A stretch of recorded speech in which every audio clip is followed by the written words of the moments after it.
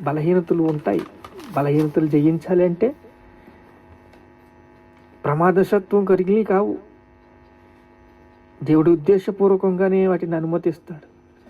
నీ జీవితం ద్వారా తన శక్తిని ప్రదర్శించు, నమ్మకంగా జీవించు. రెండింతల మేలు మీకు కలుగుతుంది. దేవుని ఆశీర్వాదం పొందుకుని బలహీనుడు బలవంతుడవుతాడు. ఎప్పుడు బలహీనుడు అప్పుడే బలవంతుడవుతావు. ఆత్మలో బీదులని కొండ మీద ప్రసంగం చేసేడేసయ్య. మీరు బలహీనులుగా ఉన్నంతకాలము ప్రార్థన పూర్వకంగా ఎప్పుడైతే మోకాళ్ళు పడ్డాయో బలవంతులవుతారు. జయించాలి, క్రీస్తుతో కూడా జయించాలి, క్రీస్తుతో కూడా రాజ్యము చేయాలి. కృప మనకు కావాలి, దేవుని ప్రేమ మనకు అవసరం, అధికారం మనకు అవసరం. రాజ్యము, శక్తియు, బలము క్రీస్తు ఆయన.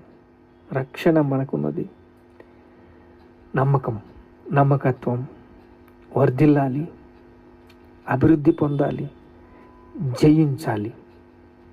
నేను జయించాను, నాతో కూడా మీరు జయించాలి. ధనాన్ని జయించాలి, అపవిత్రతను జయించాలి, క్రూరమైన దురాత్మశక్తులు, దుష్టశక్తుల్ని జయించాలి. జయించినప్పుడు అపవాదిని ఎదిరించండి. వాడు ఏమీ అని చేయడు, వెళ్ళిపోతాడు, మళ్ళీ వస్తాడంతే. నాదేమన్నా నీ దగ్గర ఉందా అని వస్తాడు. రెండింతల మేలు పొందుకుని, ఆశీర్వాదం పొందుకుని అద్భుతాలు చేయాలని ప్రభు ఆశపడుతున్నాడు. ప్రభు నామమున ప్రార్థన చేయవారు రక్షించబడుతారు. ప్రార్థన చేసుకుందాం.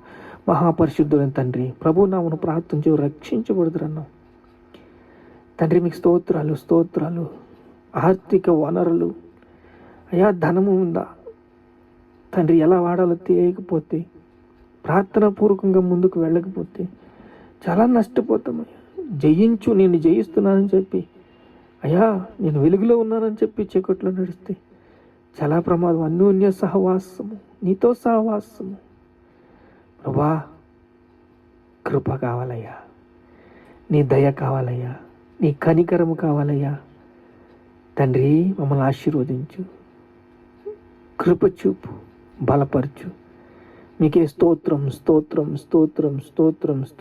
ఘనత, మహిమ, ప్రభావాలు మీకే చెల్లిస్తున్నాము తండ్రి. ఆమేన్.